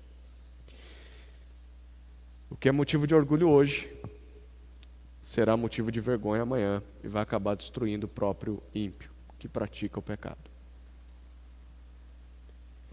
E aí temos uma conclusão no versículo 20, a gente não leu ainda, vamos ler agora. Depois de proferir os 5 ais, Deus conclui. Então Abacuque está vendo os babilônios sendo derrotados, e aí ele ergue os olhos e vê o Senhor. E aí Deus diz assim no versículo 20: mas o Senhor está no seu santo templo, cale-se diante dele toda a terra. Ele diz que toda a terra vai se encher do conhecimento da glória dele. Ele diz que todos os ímpios serão punidos. E ele diz: eu estou acima de tudo isso. Acima até dos deuses que os homens criam. Versículo 19, ele falou sobre esses deuses. Eu estou acima de tudo, e em resultado a isso, cale-se. Todos. Tem gente que usa esse texto para dizer que as crianças deveriam ficar quietas no culto, né? O Senhor está no seu santo templo. Tem gente que começa o culto lendo esse texto. Ele não está falando de ordem no culto. Tem outros textos para falar de ordem no culto. Esse aqui é um texto em que Deus está dizendo não só para os babilônios, mas para Abacuque também. Eu estou no meu santo templo, estou no controle de tudo, não deixei de ser santo e não me misturei com o pecado dos babilônios. Eu não participo disso que eles fazem. Eu não aprovo isso que eles fazem. E por isso todos devem se calar. A palavra cale-se aqui não significa somente ficar em silêncio, mas de se aquietar. Fique calmo. Fique quieto. Pare de dar chilique. Pare de ficar ansioso. Acalme-se. Eu estou lá. Eu estou controlando tudo. Não deixei de ser Deus. Se indigne com o mal, e ao se indignar com o mal, viva por fé num Deus que é poderoso e num Deus que é justo. Porque a ira do homem não produz a justiça de Deus, Tiago fala isso. E fique quieto, em silêncio, porque eu sou Deus e serei exaltado entre as nações. Salmo 46 também diz isso. Então não podemos ser insensíveis ao mal que está aí. Precisamos nos indignar com o mal. A gente não pode ver uma criança de 10, 11 anos de idade sendo estuprada e achar que isso é natural e corriqueiro. Não, isso é hediondo, isso é bestial. E a gente tem que se indignar com isso toda vez que acontece. Toda vez que acontece, não podemos ser insensíveis a esse tipo de coisa. Mas temos que viver contrário a isso. Temos que viver de forma honesta, de forma digna, de forma coerente com a fé que professamos num Deus que é soberano, santo e justo, e que se levantará e promoverá a justiça algum dia. A ira do homem não produz a justiça de Deus. Não adianta a gente se inquietar no coração, porque Deus vai ser exaltado mais cedo ou mais tarde. Legal? Alguma pergunta? Alguma observação? Irmão João?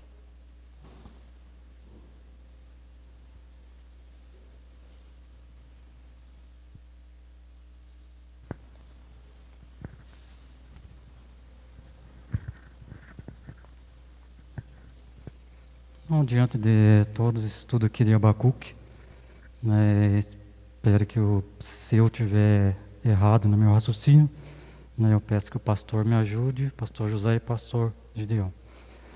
Né, sobre tudo isso, assim, duas coisas. A justiça de Deus e a ira de Deus. Né? Eu entendo que a justiça de Deus, né, é para todos. Que lá em a carta de Paulo em Coríntios fala que todos nós vamos passar pelo tribunal de Cristo. Vai ser julgado, né? As pessoas mais, as pessoas boas, elas vão ser julgadas, né? E eu entendi, dá a entender sobre esse texto que a ira de Deus, né, ela só recai sobre um povo que é desobediente à lei, às leis de Deus, né? Como a gente viu aqui em Abacuque, né, a ira de Deus sendo derramada sobre esse povo, né, e sobre outros povos até a terra, né, quando o povo sai, né, dos caminhos de Deus, né, desobedece à lei de Deus e começa a obedecer às suas próprias leis, no caso. Né. Então, se eu estiver errado entre justiça, né, e ira, né, como eu entendo que justiça é para todos, o julgamento é para todos, mas a ira, ela não é para todos.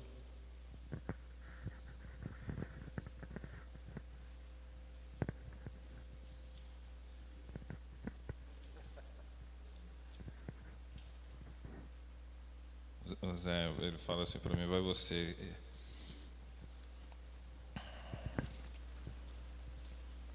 Salmo 6, ele fala assim, para tomar cuidado para não ser... Vamos ver o comecinho do Salmo 6.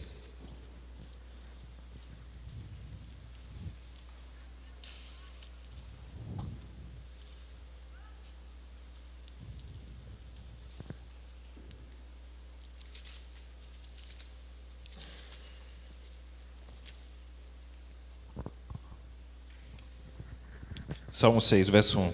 Senhor, não me castigues na tua ira, nem me disciplines no teu furor. Não me disciplines na tua ira, não me castigues na tua ira, nem me disciplines no teu furor. O Salmo tem uma linguagem, né? É um gênero literário diferente. Então ele tem uma linguagem. O castigo que nos traz a paz estava sobre Cristo, Isaías diz isso.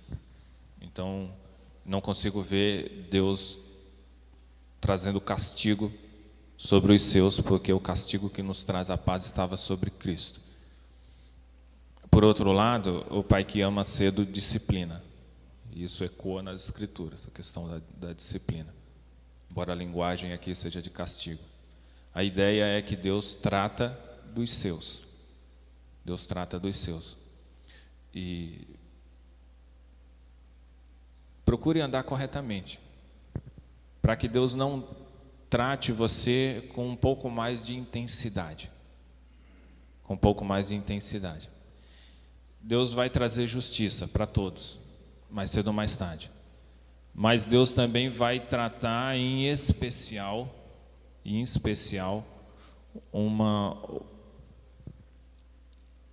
uma rebelião obstinada contra ele. Sodoma e Gomorra, nós vemos isso, por exemplo, menção sobre isso, que haverá muito maior rigor. Nós vemos isso sobre os que exercem autoridade, Tiago vai falar isso sobre os que ensinam na igreja. Há um tratamento especial. É que soa diferente Deus ter uma ira reservada para os seus. O Evangelho de João vai dizer que para aqueles que não receberam, a ira de Deus está sobre eles, sobre os que não receberam. Mas os que o receberam têm uma nova vida de paz com ele. Mas é bem verdade que Deus vai tratar os seus e que Deus trata os seus. Então o crente deveria pensar assim, olha, Deus é justo e Deus é santo. E Ele vai disciplinar o meu pecado. É melhor eu tomar cuidado, que pode ser que Ele me discipline com mais intensidade. Com maior rigor. Com maior rigor. Até mesmo com um rigor maior do que o ímpio. A gente vê ímpio prosperando. E às vezes a gente vê crente passando por problemas que a gente não entende. Um problema que a gente não entende. Não estou falando que todo crente que passa por um problema muito intenso é Deus que está punindo ele. Não estou dizendo isso. Não tenho essa imagem de Deus. Não estou dizendo isso. Mas às vezes é uma consequência natural e que Deus simplesmente deixa que aconteça. Então eu não distinguiria de forma tão segura. Deus vai trazer justiça para todos, mas ira só para os que não são dele. Eu consigo ver nas Escrituras Deus trazendo um juízo também mais intenso para os que são seus, também. Não é? Nós vemos isso em Ananias e Safira, eles morrem imediatamente. Então, eu acho que a ideia é tomar cuidado e viver com fidelidade a esse Deus. E não afrontar a esse Deus. Né? Não afrontar a esse Deus. Então, quem é pai sabe muito bem disso. O filho que fez algo errado, ele precisa ser corrigido, precisa ser disciplinado. Agora, quando esse mesmo filho afronta deliberadamente, é diferente. Ele precisa entender ali. Ele precisa entender na hora quem é a autoridade e qual é o lugar dele. É mais ou menos como penso. Eu citaria um texto no Novo Testamento. Em 1 Pedro, capítulo 4, o apóstolo Pedro trata exatamente sobre esse tema. 1 Pedro 4, eu vou ler dos versículos 12 até 19, rapidamente. 1 de Pedro 4, a partir do versículo 12. Pedro diz: amados, está falando com crentes, não estranheis a provação que como fogo vos sobrevém. Havia uma provação, parecia que um forno tivesse sido ligado e os crentes estão dentro do forno. Como se vos estivesse acontecendo alguma coisa estranha. Crentes não deveriam achar esquisito a provação. Um ambiente em que os aquece e prova eles. Isso não é estranho. Mas alegrai-vos por seres participantes dos sofrimentos de Cristo. A gente já falou sobre isso. Participar daquilo que Cristo, e imitar a Jesus também significa que o mundo irá nos rejeitar como rejeita a Cristo, para que também vos alegreis e exulteis na revelação da sua glória. Olha o que ele diz no versículo 14. Se sois insultados por causa do nome de Cristo, sois abençoados, porque sobre vós repousa o Espírito da glória e o Espírito de Deus. Esse é um sofrimento bom. Eu sofro pela causa de Jesus. Mas nenhum de vós, versículo 15, sofra como homicida, como ladrão, praticante do mal, ou como quem se intromete em negócios alheios. Que vocês não atraiam sofrimento por essas causas. Mas se sofrer como cristão, não se envergonhe disso. Pelo contrário, glorifique a Deus com esse nome. Por quê? Olha o versículo 17. Porque chegou a hora. Lembra que para Pedro e os demais apóstolos e a igreja no início, eles já estavam nos últimos dias. Nós vimos isso em Joel. Nós já estamos nos últimos dias. Os últimos dias já estamos vivendo eles. E eles chegou a hora, nos últimos dias, de começar o julgamento por onde? Pela casa de Deus. E se começa por nós, então o julgamento final começa pela igreja.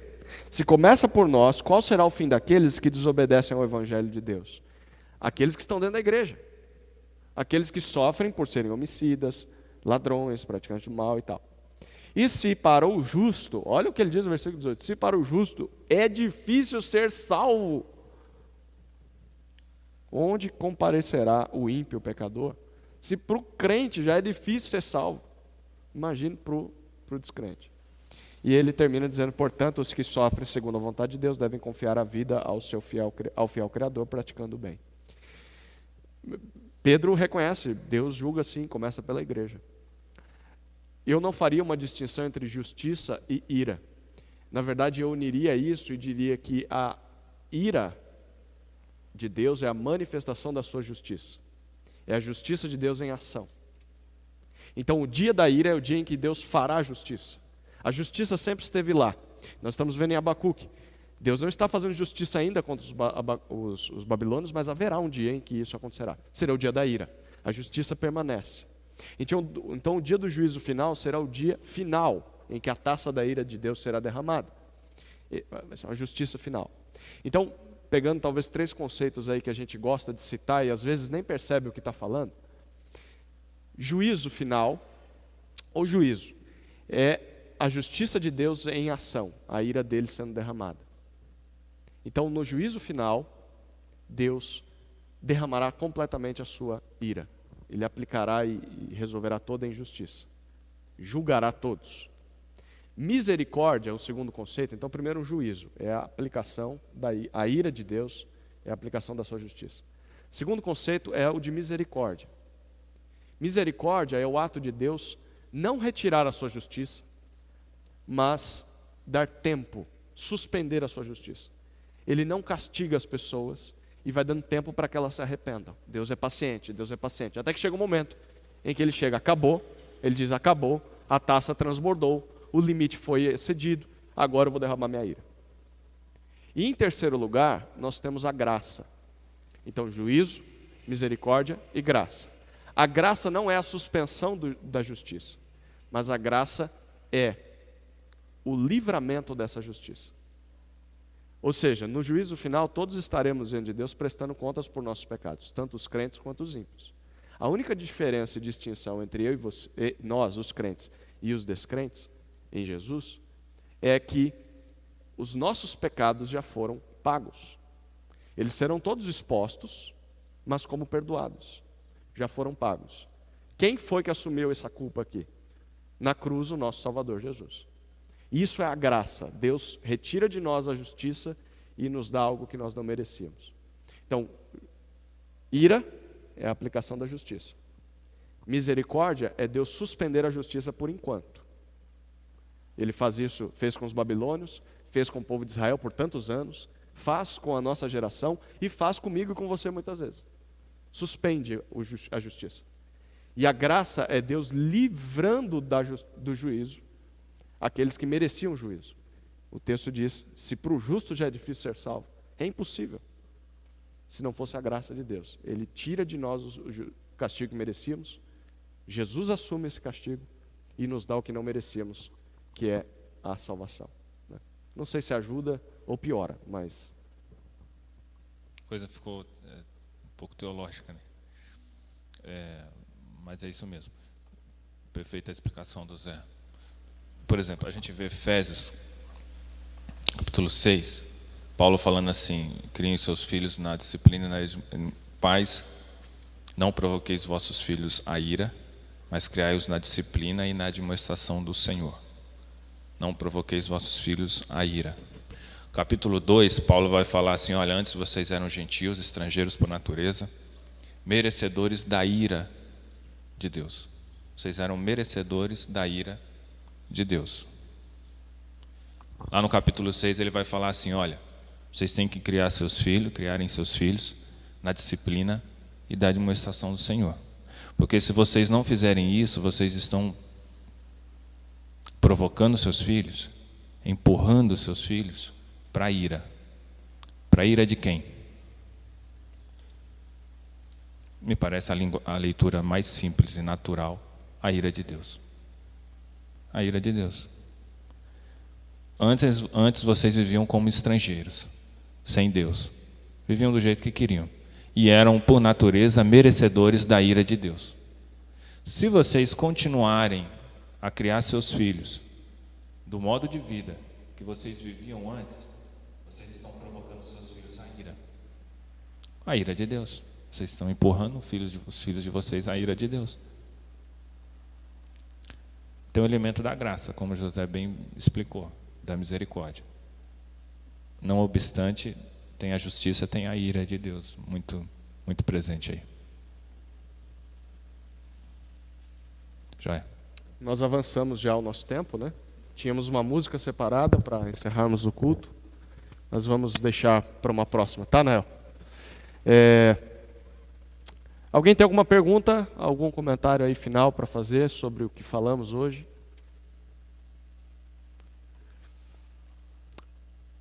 Certo. Aquelas perguntinhas nossas de recapitulação. Rapidinho, não precisa nem do microfone. O que Deus disse que fará com os babilônios? O que Deus disse que fará com os babilônios? Irá puni-los, certo? Segundo, o que significa dizer que a terra se encherá do conhecimento da glória do Senhor? Lembra que nós vimos isso no versículo 14, né?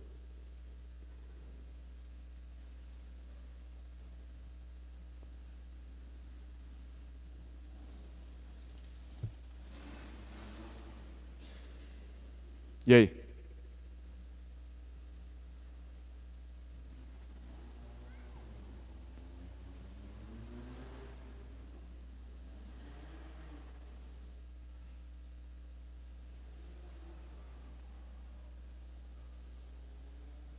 Haverá um dia em que todos reconhecerão quem Deus é. Todos. Haverá um dia em que Deus mostrará a sua honra, punindo pecados. E nesse dia, até quem será punido vai reconhecer: tu és glorioso. Eu mereço tudo isso aí mesmo. Terceira, qual deveria ser a nossa reação ao contemplar o Senhor no seu santo templo? O Senhor está no seu santo templo. Qual que é a expressão do livro de Abacuque, o final do capítulo 2?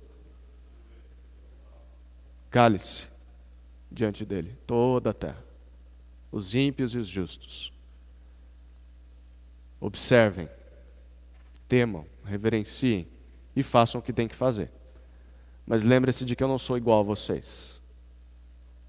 Eu não sento com vocês olhando no olho, como vocês fazem com um amigo. Sim, eu faço isso por misericórdia e graça, mas eu não sou igual a vocês. Lembrem-se disso, ao tratar comigo, ao olhar como eu puno o pecado dos ímpios. Lembre-se quem eu sou e tremam diante de mim. Vocês têm que ter terror e horror a quem eu sou, porque eu sou isso aqui. Eu e minha esposa líamos Jó na semana passada e lemos sobre o Leviatã, lá na altura do capítulo 40 de Jó. E Deus descreve um ser terrível, feio. Ninguém consegue ferir aquele bicho, ele não serve para nada a não ser para provocar medo. E Deus diz: eu criei ele como se fosse meu animalzinho de estimação. Eu chego diante dele e ele se dobra diante de mim. E aí ele diz para Jó: você quer me questionar, Jó? Então encara o Leviatã. Encara o Leviatã. Se você conseguir fazer a mesma coisa que eu faço com o Leviatã, e aí depois você me questiona. Você não consegue encarar nem um Doberman. Você não consegue encarar nem uma tempestade. E você quer me questionar, Jó. Se submeta ao que eu disse e se contente com isso. Se contente em ser alvo da minha graça, da minha misericórdia. Eu creio que nós deveríamos ter mais horror de quem Deus é. Ao ler a Escritura e ver como pode um Deus desse jeito me amar. Eu mereci esse fogo devorador. Isso vai trazer mais reverência ao Deus que nós cultuamos. Amém? Vamos encerrar? Querido Deus, obrigado por essa manhã. E obrigado pela tua misericórdia e graça. Nós não merecíamos nada do que o Senhor tem nos dado. E não merecíamos te conhecer um pouco mais através do livro de Abacuque, mas te agradecemos pela tua graça. Que isso produza em nós um senso de reverência e que nos motive a ter tempos de solitude. E que nesses tempos nós possamos refletir um pouco mais sobre quem o Senhor é e sobre quem nós somos. E sobre que rumos temos dado à nossa própria vida. Assim oramos, pedindo pelo restante desse dia, que esse seja um dia de solitude como um dia todo, em que a gente não gaste tempo com aquilo que não é teu, que a gente se preocupe com aquilo que é teu, em especial nesse dia. Assim oro no nome de Jesus. Amém. Estamos encerrados, irmãos, até a noite.